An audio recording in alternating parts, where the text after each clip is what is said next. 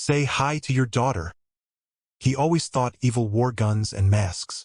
But tonight, when a cartel man smiled and said, "Say hi to your sexy daughter," Marcus realized true evil knows your name. And that's when he decided to disappear. Marcus slumped in his cracked vinyl chair, eyes half-focused on the flickering black and white monitors in front of him. The hum of cheap fluorescent lights filled the security office, vibrating through his skull like an endless dental drill. Outside the tiny reinforced window, sodium lamps cast a jaundiced glow over the loading bays. Forklifts sat idle like sleeping animals. Rows of metal racks stretched into darkness, stacked with compressor units, cheap Chinese engine parts, pallets of rusting bearings shrink-wrapped with the company's logo slapped over return stickers. He took a sip of cold, burnt coffee, feeling it slither bitter down his throat.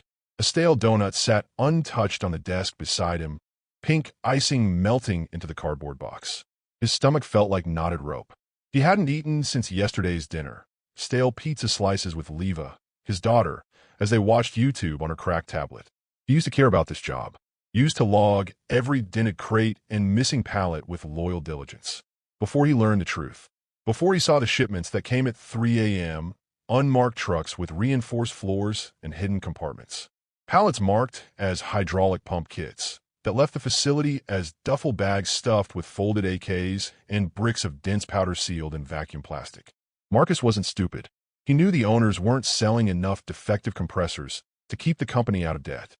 The entire operation was rotten scaffolding propped up by cartel money, gang connections, bribes, and shipments that no one, not local police, not customs, wanted to see. He told himself it wasn't his problem. He had Leva. That was enough. The clock above the monitors read 3:17 when headlights swung across the yard, illuminating swirling dust and empty pallets.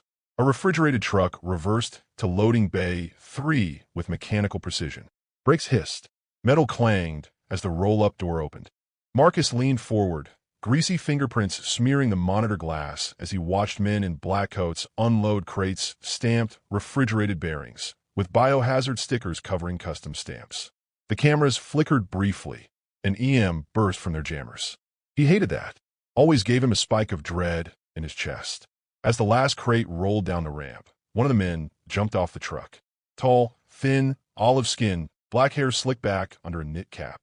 He walked with a casual arrogance across the dark yard, boots crunching gravel, until he reached the security office window. Marcus felt ice run through his veins as the man leaned in close, his face inches from the glass. Even in the dim light, Marcus saw his teeth, perfect white rows in a snake smile. The man tapped the glass with one gloved knuckle. "Talp! Talp!" Then he mouthed words deliberately, voice muffled but clear enough to read through the window. "Hey, Marcus, say hi to your sexy daughter for me, yeah?" He winked, laughed silently, then turned and walked back into darkness, boots crunching gravel like shattered bones. Marcus sat frozen. His coffee mug trembled in his hand, so violently it sloshed onto his lap, spreading a hot stain across his cheap polyester trousers. He didn't feel it. His ears roared with the sound of his own pulse. On the monitors, the truck rolled out of the yard, taillights fading into nothing. Loading bay lights shut off automatically behind it, plunging the warehouse back into shadowed silence. Marcus sat staring at the window long after the man disappeared. The taste of stale coffee and bile burned his throat. Something cracked open inside his chest. Not anger, not fear, something deeper, a silent knowing that he had already failed her, that his life here was already over, that staying meant death, or worse, for both of them. Marcus didn't remember driving home. He blinked, and he was already pulling into their cracked concrete driveway, headlights cutting through the skeletal remains of their front yard rose bushes. The house was silent. No neighborhoodsbarking, no distant traffic hum, just the tick of the Toyota's cooling engine as he sat gripping the wheel, knuckles white under street lamp glare. He could still hear the cartel man's voice in his head. "Hey, Marcus, say hi to your sexy daughter for me, yeah?" Each word burned a hole through his skull, cauterizing his thoughts until only cold clarity remained. He unlocked the front door quietly, stepping into stale darkness. The clock on a microwave blinked 4:08 a.m. in electric green. He walked down the hall and opened Leva's door. She lay curled under her Avenger's blanket, hair tangled across her face, mouth slightly open as she breathed in slow shudders. A child's sleep, uneasy even in dreams. He turned on her desk lamp. The soft, glow-lit posters of K-pop bands and faded art class sketches taped to the wall. Her eyes flickered open, dazed and unfocused. "Dad," she croaked, voice thick with sleep. "We're leaving," he said. "W what?" She pushed herself upright, wiping crusted tears from the corners of her eyes. "Where? It's not even morning yet." He crouched beside her bed, placing a trembling hand on her knee. "Get dressed. Pack warm clothes. And your passport." She stared at him, blinking slowly as if trying to process words in a foreign language. But then she saw his face, the blank, hard lines around his eyes, and she nodded without argument. He stood and moved to the hallway closet, pulling down his old army duffel bag. He stuffed in jeans, thermal shirts, underwear, toothbrushes, Leva's asthma medication, her birth certificate folder, and a thick envelope marked mortgage documents. He paused, fingers pressed to the faded paper. Then he left it behind. They drove to the bank as dawn began bleeding purple behind silhouetted rooftops. The teller was a thin woman with severe bangs and a plastic name tag that read Alyssa. She blinked in confusion when Marcus handed her his ID and bank card, voice calm and measured. "I need to close my account and withdraw everything. In cash." "All of it?" she stammered. "Yes, $112,042. Her mouth worked silently, processing his dead eyes, the daughter clinging to his coat sleeve, hair unbrushed, oversized hoodie swallowing her thin frame. She said nothing more, just keyed in the request and told him to wait in the chairs by the window. They sat there, Leva's head resting against his shoulder, staring out at the traffic starting to thicken along Route 30. An hour later, Alyssa returned with 3 sealed envelopes, thick with bundled bills. She slid them across the counter with both hands. He signed a release without reading it. She opened her mouth to say something, then closed it again, eyes downcast. He took the money, stuffed it into his army duffel, and walked out with Leva without looking back. In the car, she turned to him, her voice trembling. "Dad, where are we going?" He kept his eyes on the road, knuckles white around the steering wheel. "Home," he said. "I thought this was home." He shook his head once, slow and final. "Denmark." The flight to Copenhagen was long, stale, and silent. Marcus sat pressed against the window, staring down at cloud tops glowing orange in dawnlight. Leva slept curled against his side, had pulled up to cover her face, headphones tucked in with no music playing. Just silence to block out the world. When the plane descended, the seatbelt light dinged and cabin air thickened with sweat and reheated coffee smell. He watched the Danish coastline appear. Low, flat land broken by narrow gray roads and red-tiled roofs clustered like barnacles along the shore. As they taxied to the gate, Leva stirred, blinking sleep from her eyes. She looked up at him, bleary, confused. "Is it cold here?" she asked. Marcus forced a small smile. "Yeah, you'll need your jacket." Customs was quiet at 7:12 local time. A tired officer with a clipped haircut and pale blue shirt beckoned them forward. Marcus handed over their passports and customs forms, pulse steady despite the weight of $112,000 in his duffel bag. The officer flicked through their documents, eyes catching on the declared cash amount. "You're bringing in quite a bit," he said in Danish, his accent from northern Jutland. Marcus nodded, replying in smooth Danish, words awkward but understandable. "Life savings. Moving home." The officer looked up sharply, eyebrows lifting at his accent, flat and old-fashioned from his childhood in Svendborg. "Welcome back, then," he said after a moment, stamping their passports with a dull thunk. "Declare it officially at the window there. You're good." Marcus nodded once in silent gratitude. He felt Leva's small hand grip his wrist tightly as they walked away. They collected their bags, 2 suitcases, scuffed and worn, 1 duffel stuffed with their entire life. Outside arrivals, the cold bit through his jeans immediately. Gray sky hung heavy over the terminal, misting rain drifting sideways in the wind. He rented a small, gray Skoda estate, automatic transmission, diesel engine coughing awake with a rattle that felt comfortingly familiar. Leva sat beside him, hugging her backpack to her chest as they pulled onto the E20 motorway heading south. "Where are we going now?" she asked softly. He glanced at her, saw her eyes wide, searching the damp landscape of flat fields and wind turbines. "Southern Foon," he said, "a little village near Feyborg." She blinked. A tear slipped down her cheek, but she wiped it away quickly and turned to look out the window, watching the gray horizon slide past in silence. They drove for hours through the Danish autumn drizzle, past Odense, past small towns with names he hadn't spoken in nearly 20 years. Vinga, Arslev, Plobuvak. Memories flickered behind his eyes.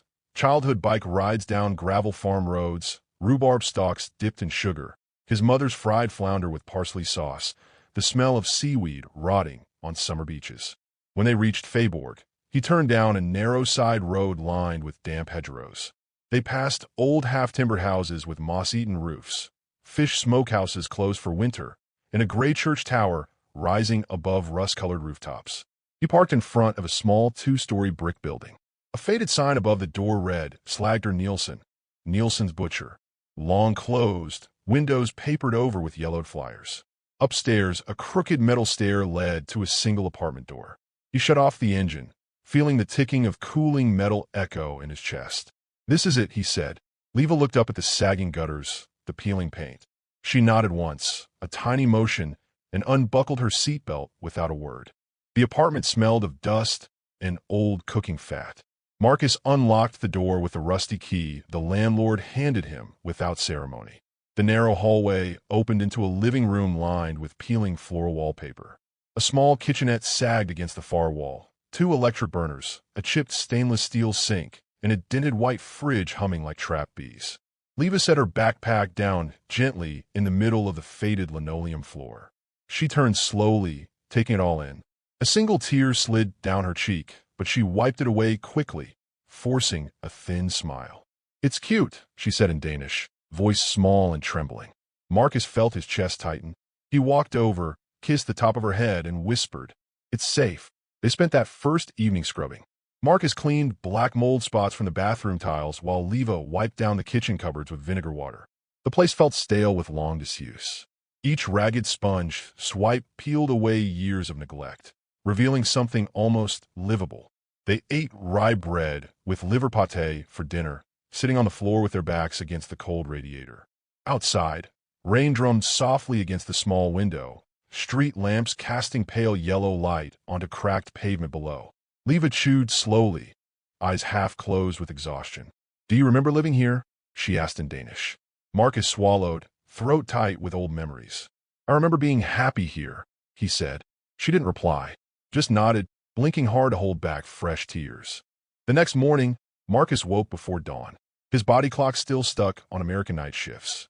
He lay staring at the stained ceiling, listening to the rain tap, tap, tap against the window. The same sound as her breath when she slept beside him all those years ago. Before the truck, before the screaming metal and funeral flowers. He dressed quietly, pulling on faded jeans and a thick wool sweater that smelled of mothballs. In the gray dawn, he walked down to the harbor. Fishing boats bobbed on black water, gulls screaming overhead. The air tasted of salt and rotting seaweed. He found the local industrial cleaning firm office by 7 o'clock. By 8 o'clock, he had a job guarding a construction equipment lot on the edge of town. Night shift, minimum wage, no questions asked. Just how he liked it. That night, he sat in a small heated security booth overlooking rows of silent yellow excavators and backhoes under weak floodlights. He sipped instant coffee from a chipped mug and listened to Danish talk radio crackling from an old speaker on the desk. They spoke of farm subsidies, a murder in Odense, the coming winter storms. The words felt clumsy on his tongue after so many years, but comforting. Familiar. Leva texted him at midnight. Night, Dad. Love you. Night, Min scat. Jag älskar dig. Outside, wind rattled the thin metal walls of the booth. He leaned back in the plastic chair, closed his eyes, and let himself breathe in the silence. For the first time in years, he didn't feel like prey. Just a tired man in a quiet place, guarding nothing worth stealing. Spring came slowly to southern Foon. Morning frost melted to mist by 9, drifting through budding hedgerows and across narrow asphalt roads lined with half-timbered houses. Leva cycled to school each day, hair tied in a rough braid under her hoodie, backpack bouncing against her thin shoulders. Marcus watched her from the kitchen window, steaming coffee clutched in both hands. The small street lay quiet. An old woman walked her terrier past at the same time every morning, nodding to him as she passed under their window. He nodded back, feeling the unfamiliar sting of community. Something he had forgotten in America's endless highways and fluorescent-lit warehouses. He spent mornings cleaning the apartment while she was at school, bleaching tile grout, scrubbing windows, oiling the squeaking hinges of the old bedroom door. The quiet felt fragile, like frost underfoot, easily shattered. One afternoon, their neighbor, a wiry man with nicotine-yellow hair and a voice like gravel, knocked on their door. He introduced himself as Poole and handed Marcus a sack of potatoes from his garden. "Saw you moved in last month," he said. "Welcome. Where from?" Marcus smiled thinly, wiping his hands on a tea towel. "America. But I grew up in Svenborg." Poole nodded slowly, eyes narrowing with casual suspicion. "Why'd you come back?" Marcus met his gaze with a blank calm honed by years of silent observation. America wasn't safe anymore. The old man grunted, scratching the dry flakes on his scalp with nicotine-stained fingers. "Nowhere is," he said, and left without another word. That night, Marcus lay awake in his narrow bed. The old radiator hissed and clanked with trapped air bubbles. Beside him, his phone buzzed with a message from an unknown number. Blocked international. No text, just a blank gray bubble. He stared at it for a long time, thumb hovering over delete. Outside, rain ticked against the window. The smell of salt and wood smoke drifted through the cracked vent. Leva slept in the next room, breathing soft and steady under her thick duvet. Marcus closed his eyes and tried to sleep, but all he could hear was the cartel man's voice in his skull, words dripping with venom. "Say hi to your sexy daughter for me, yeah?" He clenched his fists until his nails dug crescents into his palms, the pain anchoring him back to the small dark room, the silent Danish night, the fragile life he'd built from ashes. 6 months later, spring settled fully over Foon. Apple trees bloomed along the narrow lanes, petals drifting down like pale confetti onto damp asphalt. Marcus stood by the window, sipping black coffee from a chipped mug, watching Leva cycle away towards the village school. Her braids swung behind her, catching the soft morning light as she disappeared around the corner.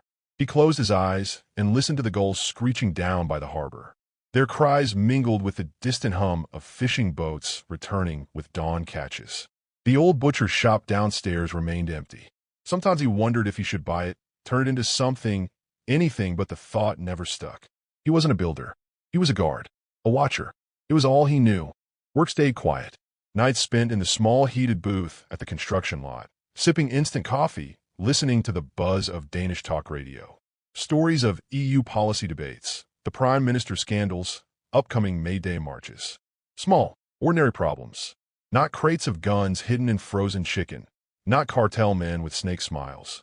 Sometimes he read old Danish poetry books from the town library. Vifbjerg, Inger Carstensen, Søren Ulrik Thomsen. He liked the clipped lines, the words carved down to bone and silence. He texted Leva each break. "Hvordan går det, min skat? How's my treasure today?" She replied with sleepy emojis, hearts, or little Danish jokes. She was learning dialect words he barely remembered, folding them into her speech like puzzle pieces. It made him smile. One evening, after his shift ended, he walked down to the harbor. Gulls circled overhead, fighting over discarded herring scraps from the early morning trawlers. He sat on the edge of the old pier, feet dangling above dark water, salt breeze prickling his skin. In the east, the sky brightened to silver gray, promising another day of apple blossom drift and cool sea winds. He took a slow breath. The ache in his chest remained, but it was smaller now. Manageable. He knew darkness could find him again. That men like those he'd fled didn't just let debts walk away. But for now, here, sitting under the drifting gulls and dawn sky, they were free. And sometimes that was enough. Unfortunately, this is the end of this story. I will write a new one soon. Please do remember to subscribe.